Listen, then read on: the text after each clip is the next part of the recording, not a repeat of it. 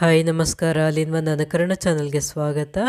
Perfect ಆಗಿರುವಂಥ ರಸಗುಲ್ಲನ ಮನೆಯಲ್ಲೇ ಸುಲಭವಾಗಿ ಯಾವ ರೀತಿ ಮಾಡೋದು ಅಂತ ನೋಡೋಣ. ಇದಕ್ಕೆ ತುಂಬ ಪದಾರ್ಥಗಳು ಬೇಕಾಗಿಲ್ಲ. ಹಾಲು ಮತ್ತು ಸಕ್ಕರೆ ಇದ್ದರೆ ಸಾಕು. ತುಂಬಾ ಸುಲಭವಾಗಿ ಯಾರು ಬೇಕಾಗಿದ್ದರೂ ಮಾಡ್ಬೋದು. ಈಗ ರಸಗುಲ್ಲ ಮಾಡೋದಕ್ಕೆ ಮೊದಲಿಗೆ 1 ಲೀಟ್ರ್ನಷ್ಟು ಹಾಲನ್ನು ತೊಗೊಂಡಿದ್ದೀನಿ.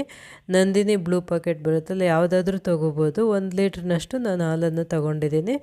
ಹಾಲನ್ನು ಒಂದು ಬಟ್ಲಿಗೆ ಹಾಕ್ಬಿಟ್ಟು ಸ್ಟವ್ ಮೇಲೆ ಇಡಬೇಕು ಕಾಯೋದಕ್ಕೆ. ಈಗ ಅಷ್ಟರಲ್ಲಿ ಹಾಲು ಕಾಯೋಷ್ಟರಲ್ಲಿ 1 ಕಪ್ನಲ್ಲಿ ವಿನೆಗರ್ನ ಮಿಕ್ಸ್ ಮಾಡ್ಕೋತಾ ಇದ್ದೀನಿ. ವಿನೆಗರ್ ಬದಲಿಗೆ ನಿಂಬೆಹಣ್ಣಿನ ರಸನಾದರೂ ತೊಗೋಬೋದು. 2 ಮುಚ್ಚಳದಷ್ಟು ವಿನೆಗರ್ನ 1 ಕಪ್ನಲ್ಲಿ ಸೇರಿಸ್ತಾ ಇದ್ದೀನಿ. ಬಾಟ್ಲಿಗಿರುತ್ತಲ್ಲ ಅದೇ ಮುಚ್ಚಳದಲ್ಲಿ 2 ಮುಚ್ಚಳ ತೊಗೊಂಡಿದ್ದೀನಿ.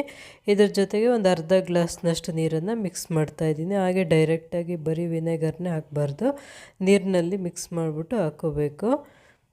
ಇದು ತೂತ್ ಬಟ್ಲಿರುತ್ತಲ್ಲ, ಜರಡಿ ಇದ್ದರೆ ಜರಡಿ ತೊಗೋಬೋದು, ಅಥವಾ ಈ ಥರ ಬಟ್ಲಿದ್ರೆ ತೊಗೋಬೋದು. ಇದನ್ನು ಶೋಧಿಸೋದಕ್ಕೋಸ್ಕರ ಉಪಯೋಗಿಸ್ತೀನಿ. ಕೆಳಗಡೆ ಒಂದು ಅಗಲವಾಗಿರೋಂಥ ಬಟ್ಲು ಇಟ್ಬಿಟ್ಟು ಅದ್ರ ಮೇಲೆ ಈ ಬಟ್ಲನ್ನಿಟ್ಟು ಅದ್ರ ಮೇಲೆ ಒಂದು ತೆಳುವಾಗಿರೋಂಥ ಕಾಟನ್ ಬಟ್ಟೆನ ತೊಗೋಬೇಕು. ಹಾಲು ಕಾದಿದೆ ನೋಡಿ, ಈ ರೀತಿ ಉಕ್ಕು ಬಂದಾಗ ಸ್ಟವ್ ಆಫ್ ಮಾಡಿಬಿಡ್ಬೇಕು. ಇದನ್ನೇನು ಮರಳಿಸೋದು ಗಟ್ಟಿ ಮಾಡೋದು ಏನು ಬೇಕಾಗಿಲ್ಲ. ಈ ರೀತಿ ಉಕ್ಕು ಬಂದಿದ ತಕ್ಷಣ ಸ್ಟವನ್ನು ಆಫ್ ಮಾಡ್ತಾಯಿದ್ದೀನಿ.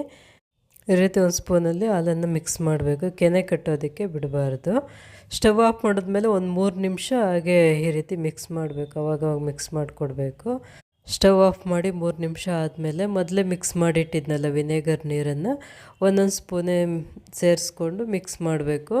ಹಾಲು ಹೊಡ್ಕೊಳೋವರೆಗೂ ಇದೇ ರೀತಿ ಮಿಕ್ಸ್ ಮಾಡ್ಕೊತಾ ಇರಬೇಕು. ಅಕಸ್ಮಾತ್ ಇಷ್ಟು ನೀರಿನಲ್ಲೂ ಹಾಲು ಹೊಡ್ಕೊಂಡಿಲ್ಲ ಅಂದರೆ ಇನ್ನೂ ಸ್ವಲ್ಪ ಮಿಕ್ಸ್ ಮಾಡ್ಕೊಂಡು ಆಮೇಲೆ ಸೇರಿಸ್ಕೋಬೇಕು. ನೋಡಿ, ಈಗ ಎಲ್ಲ ಸೇರಿಸಿ 1/4 ಕಪ್ನಷ್ಟು ನೀರನ್ನು ಸೇರಿಸಿದ್ದೀನಿ. ಈಗ ಹೊಡ್ಕೊತಾ ಇದೆ. ಸ್ವಲ್ಪ ನೀರನ್ನು ಸೇರಿಸ್ಕೊಂಡು ಮತ್ತೆ ಮಿಕ್ಸ್ ಮಾಡ್ತೀನಿ. ನೋಡಿ, ಎಲ್ಲ ಹಾಲೆಲ್ಲ ಹೊಡ್ಕೊಂಡಿದೆ. ಈ ರೀತಿ ಬಿಟ್ಕೋಬೇಕು. ನೀರು ಸಪ್ರೇಟು ಮತ್ತು ಹಾಲೆಲ್ಲ ಗಟ್ಟಿಯಾಗಿರುತ್ತದೆ ಅದೆಲ್ಲ ಸಪ್ರೇಟ್ ಆಗಬೇಕು. ಅಲ್ಲಿವರೆಗೂ ಮಿಕ್ಸ್ ಮಾಡ್ಕೋಬೇಕು. ಈಗ ಇದನ್ನು ಮೊದಲೇ ರೆಡಿ ಮಾಡ್ಕೊಂಡಿದ್ನಲ್ಲ ಶೋಧಿಸೋದಕ್ಕೆ ಬಟ್ಟೆ ಎಲ್ಲ ಹಾಕಿ ಅದರಲ್ಲಿ ಹಾಕ್ಬಿಟ್ಟು ಶೋಧಿಸ್ಕೊಬೇಕು. ನೀರನ್ನ ಸಪ್ರೇಟ್ ಮಾಡ್ಕೋಬೇಕು. ಶೋಧಿಸ್ಕೊಂಡಿರೋಂಥ ನೀರನ್ನು ಅಡುಗೆಗೆ ಉಪಯೋಗಿಸ್ಕೊಬೋದು. ಚಪಾತಿ ಹಿಟ್ಟು ಕಲಸೋವಾಗ ಅಥವಾ ಏನಾದರೂ ಗ್ರೇವಿ ಮಾಡೋವಾಗ ಈ ನೀರನ್ನು ಉಪಯೋಗಿಸ್ಕೊಬೋದು. ಇದರಲ್ಲಿ ಒಳ್ಳೆ ಪ್ರೋಟೀನ್ ಇರುತ್ತೆ. ಇದನ್ನು ಹಾಗೆ ಫ್ರಿಜ್ಜಲ್ಲಿ ಇಟ್ಕೊಂಡು ಉಪಯೋಗಿಸ್ಕೊಬೋದು. ಈಗ ಈ ಪನ್ನೀರಿಗೆ ಸ್ವಲ್ಪ ನೀರನ್ನು ಸೇರಿಸ್ಕೊಂಡು ಚೆನ್ನಾಗಿ ತೊಳ್ಕೊಬೇಕು. ಯಾಕಂದರೆ ಮೊದಲು ಹಾಲು ಹೊಡ್ಕೊಳ್ಳೋದಕ್ಕೋಸ್ಕರ ವಿನೆಗರನ್ನು ಸೇರಿಸಿದ್ದೆ. ಅದು ಹುಳಿ ಅಂಶ ಇರುತ್ತಲ್ಲ, ಅದೆಲ್ಲ ಹೋಗಬೇಕು. ಹುಳಿ ಅಂಶ ಹೋಗೋದಕ್ಕೆ ಈ ಥರ ನೀರಲ್ಲಿ ತೊಳ್ಕೊಬೇಕು. ಇದೆಲ್ಲ ತೊಳೆದಿದ್ದಾದಮೇಲೆ ಚೆನ್ನಾಗಿ ನೀರನ್ನೆಲ್ಲ ಹಿಂಡ್ಕೊಂಬಿಡ್ಬೇಕು. ಇದರಲ್ಲಿರೋ ನೀರಿನ ಅಂಶ ಎಲ್ಲ ಪೂರ್ತಿಯಾಗಿ ಡ್ರೈ ಆಗಬೇಕು, ಅಲ್ಲಿವರೆಗೂ ಹಿಂಡ್ಕೋಬೇಕು. ಅದಕ್ಕೆ ತೆಳುವಾಗಿರೋವಂಥ ಕಾಟನ್ ಬಟ್ಟೆನ ತೊಗೋಬೇಕು. ದಪ್ಪ ಇರೋವಂಥ ಕಾಟನ್ ಬಟ್ಟೆ ತೊಗೊಂಡ್ರೆ ಅಷ್ಟು ಕ್ಲೀನಾಗಿ ನೀರು ಹಿಂಡೋದಕ್ಕಾಗೋದಿಲ್ಲ. ಇದೆಲ್ಲ ನೀರೆಲ್ಲ ಹಿಂಡಿದ್ದಾದಮೇಲೆ ಈ ಥರ ನ್ಯಾಪ್ಕಿನ್ ಒಂದು ತೊಗೊಂಡು ಅದರಲ್ಲಿ ಈ ರೀತಿ ಮಡಚಿಟ್ಬಿಟ್ರೆ ಅದು ತೇವಾಂಶ ಎಲ್ಲ ಇಳ್ಕೊಂಬಿಡುತ್ತೆ ನ್ಯಾಪ್ಕಿನ್ನು. ಅದ್ರ ಮೇಲೆ ಒಂದು ಭಾರ ಏನಾದರೂ ಇಡಬೇಕು. ಇಲ್ಲಿ ಬಾಕ್ಸನ್ನು ಇಡ್ತಾಯಿದ್ದೀನಿ. ಒಂದು ಅರ್ಧ ಗಂಟೆ ಹೊತ್ತು ಬಿಡಬೇಕು. ಅದರಲ್ಲಿರೋಂಥ ನೀರಿನಂಶ ಎಲ್ಲ ನ್ಯಾಪ್ಕಿನ್ ಹೀರ್ಕೊಳ್ಳುತ್ತೆ. ನೋಡಿ, ಈಗ ಇದು ಪೂರ್ತಿಯಾಗಿ ಡ್ರೈ ಆಗಿರುತ್ತೆ ಒಳಗಡೆ ಎಲ್ಲ. ಇದರಲ್ಲಿ ಏನಾದರೂ ನೀರಿನಂಶ ಇದ್ದರೆ ರಸಗುಲ್ಲ ಚೆನ್ನಾಗಿ ಬರೋದಿಲ್ಲ, ಎಲ್ಲ ಬಿಟ್ಕೊಂಬಿಡುತ್ತೆ. ಅದಕ್ಕೋಸ್ಕರ ನೀರೆಲ್ಲ ತೆಗೆದುಬಿಡ್ಬೇಕು. ನೋಡಿ, ಇದನ್ನು ಇದೇ ರೀತಿ ಕಟ್ ಮಾಡಿಬಿಟ್ಟು ಪನ್ನೀರ್ ಥರ ಮಾಡ್ಕೋಬೋದು. ಈಗ ಇದನ್ನೆಲ್ಲ ಚೆನ್ನಾಗಿ ಮಿಕ್ಸ್ ಮಾಡಬೇಕು, ಚೆನ್ನಾಗಿ ನಾದ್ಕೋಬೇಕು. ಚೆನ್ನಾಗಿ ನಾದಿದಷ್ಟು ಅದು ಸಾಫ್ಟ್ ಆಗ್ತಾ ಹೋಗುತ್ತೆ. ಈಗ ಇದಕ್ಕೆ ಒಂದು ಚಿಕ್ಕ ಟೀ ಸ್ಪೂನಲ್ಲಿ 3/4 ಸ್ಪೂನಷ್ಟು ಕಾರ್ನ್ಫ್ಲೋರನ್ನು ಸೇರಿಸ್ತಾ ಇದ್ದೀನಿ ಬೈಂಡಿಂಗೋಸ್ಕರ. ಜಾಸ್ತಿ ಹಾಕ್ಕೊಬಾರ್ದು. ಒಂದು ಚಿಕ್ಕ ಸ್ಪೂನಲ್ಲಿ 3/4 ಸ್ಪೂನಷ್ಟು ಮಾತ್ರ ಸೇರಿಸಿದ್ದೀನಿ. ಇದನ್ನು ಹಾಕ್ಕೊಂಡು ಚೆನ್ನಾಗಿ ನೋಡಿ ಈ ರೀತಿ ಅಂಗೈಯಲ್ಲಿ ಚೆನ್ನಾಗಿ ನಾದ್ಕೋಬೇಕು. ಪೂರ್ತಿಯಾಗಿ ಸಾಫ್ಟ್ ಆಗುತ್ತೆ ಅಲ್ಲಿವರೆಗೂ ನಾದ್ಕೋಬೇಕು. ನೋಡಿ, ಚೆನ್ನಾಗಿ ಸಾಫ್ಟ್ ಆಗಿದೆ, ಬೆಣ್ಣೆ ಥರ ಇದೆ. ಈಗ ಅದರಲ್ಲಿರೋಂಥ ಫ್ಯಾಟೆಲ್ಲ ಬಿಟ್ಕೊಂಡಿರುತ್ತೆ. ಇವಾಗ ರೆಡಿಯಾಗಿದೆ ಇದು ರಸಗುಲ್ಲ ಮಾಡೋದಕ್ಕೆ.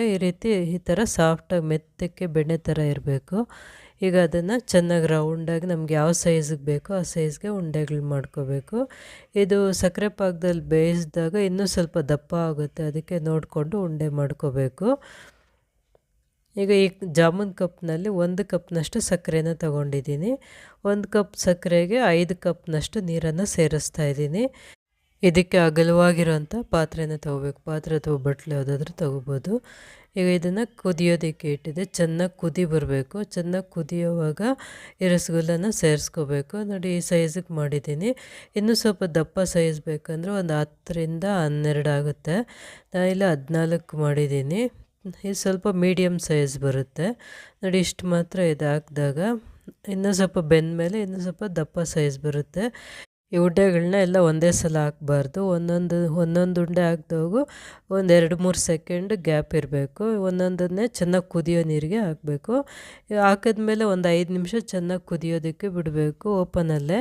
ಆಮೇಲೆ ಒಂದು 5 ನಿಮಿಷ ಆದಮೇಲೆ ಮುಚ್ಚಳ ಮುಚ್ಚಿಬಿಟ್ಟು ಮತ್ತೆ ಒಂದು 5 ನಿಮಿಷ ಬೇಯಿಸ್ಬೇಕು. ಹಾಗೆ ಮತ್ತೆ 5 ನಿಮಿಷ ಆದಮೇಲೆ ಮುಚ್ಚಳ ತೆಗೆದ್ಬಿಟ್ಟು ಮತ್ತೆ ಓಪನಲ್ಲಿ ಹಾಗೆ ಒಂದು 5 ನಿಮಿಷ ಬೇಯಿಸ್ಬೇಕು. ಒಟ್ಟಾಗಿ 15ರಿಂದ 20 ನಿಮಿಷ ಬೇಯಿಸ್ಬೇಕು.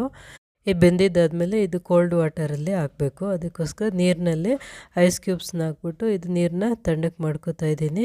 ಈಗ ನೋಡಿ ಎಲ್ಲ ಚೆನ್ನಾಗಿ ಬೆಂದಿದ್ದು 5 ನಿಮಿಷ ಆಯಿತು. ಇದನ್ನು ತೆಗೆದು ಈಗ ನೀರಿನಲ್ಲಿ ಸೇರಿಸ್ತಾ ಇದ್ದೀನಿ. ಈ ರೀತಿ ಕೋಲ್ಡ್ ವಾಟರಲ್ಲಿ ಹಾಕೋದ್ರಿಂದ ರಸಗುಲ್ಲ ಚೆನ್ನಾಗಿ ಸಾಫ್ಟಾಗಿರುತ್ತೆ. ಇದರಲ್ಲಿ ಹಾಕ್ಬಿಟ್ಟು ಇದನ್ನು ಫ್ರಿಜ್ಜಲ್ಲಿ 1 ಅವರ್ ಬಿಡಬೇಕು. ಆಗ ಚೆನ್ನಾಗಿ ಸಾಫ್ಟಾಗಿರುತ್ತೆ. ಇದು ನೋಡಿ ಫ್ರಿಜ್ಜಲ್ಲಿಟ್ಟು 1 ಅವರ್ ಆಯಿತು. ಈಗ ಸಪ್ರೇಟಾಗಿ ತೆಗೆದು ಇದನ್ನು ಸಕ್ಕರೆ ಪಾಕಕ್ಕೆ ಸೇರಿಸ್ತೀನಿ. ರಸಗುಲ್ಲನ ಬೇಯಿಸ್ಕೊಂಡಿದ್ನಲ್ಲ ಅದೇ ಸಕ್ಕರೆ ಪಾಕ ಇದು. ಅದೇ ಸಕ್ಕರೆ ಪಾಕಕ್ಕೆ 1-2 ಸ್ಪೂನಷ್ಟು ಸಕ್ಕರೆನ ಹಾಕ್ಬಿಟ್ಟು ಮತ್ತು ಏಲಕ್ಕಿ ಪೌಡ್ರ್ ಹಾಕ್ಬಿಟ್ಟು 1 ನಿಮಿಷ ಕುದಿಸಿದ್ದೀನಿ. ನಿಮಗೆ ಸ್ವೀಟ್ ಏನು ಜಾಸ್ತಿ ಬೇಡ, ಲೈಟಾಗಿರಬೇಕು ಅಂದರೆ ಅದೇ ಸಕ್ಕರೆ ಪಾಕಕ್ಕೆ ಹಾಗೆ ಹಾಕ್ಬೋದು. ನಾನು ಸ್ವೀಟ್ ಸ್ವಲ್ಪ ಕಡಿಮೆ ಇದ್ದಿದ್ದಕ್ಕೋಸ್ಕರ ಸಕ್ಕರೆ ಮತ್ತು ಏಲಕ್ಕಿ ಪೌಡ್ರ್ ಹಾಕ್ಬಿಟ್ಟು 1 ನಿಮಿಷ ಕುದಿಸ್ಕೊಂಡಿದ್ದೀನಿ ಬಿಸಿ ಇರುವಾಗೆ. ಈಗ ಇದು ತಣ್ಣೀರಿಂದ ತೆಗೆದು ಚೆನ್ನಾಗಿ ನೀರೆಲ್ಲ ಹಿಂಡ್ಬಿಟ್ಟು ಸಕ್ಕರೆ ಪಾಕದಲ್ಲಿ ಸೇರಿಸ್ತಾ ಇದ್ದೀನಿ. ಸಕ್ಕರೆ ಪಾಕ ಪೂರ್ತಿಯಾಗಿ ತಣ್ಣಕ್ಕಾಗಿರಬೇಕು. ಈ ರಸಗುಲ್ಲನ ಸೇರಿಸಿದ್ಮೇಲೆ 4ರಿಂದ 5 ಅವರ್ ಚೆನ್ನಾಗಿ ನೆನೆಯೋದಕ್ಕೆ ಬಿಡಬೇಕು. ಸಕ್ಕರೆ ಪಾಕದಲ್ಲಿ ಹಾಕಿ 5 ಅವರ್ ಆಯಿತು. ತುಂಬಾ ಸಾಫ್ಟಾಗಿ ಬಂದಿದೆ, ತುಂಬಾ ರುಚಿಯಾಗಿದೆ. ಸ್ವೀಟ್ ಶಾಪಲ್ಲಿ ಸಿಗೋದಕ್ಕಿಂತ ತುಂಬಾ ರುಚಿಯಾಗಿ ಮನೆಯಲ್ಲೇ ಸುಲಭವಾಗಿ ಮಾಡ್ಕೋಬೋದು. ಈ ವಿಡಿಯೋ ಇಷ್ಟವಾದಲ್ಲಿ ಲೈಕ್ ಮಾಡಿ, ಕಮೆಂಟ್ ಮಾಡಿ, ಶೇರ್ ಮಾಡಿ, ಸಬ್ಸ್ಕ್ರೈಬ್ ಮಾಡಿ.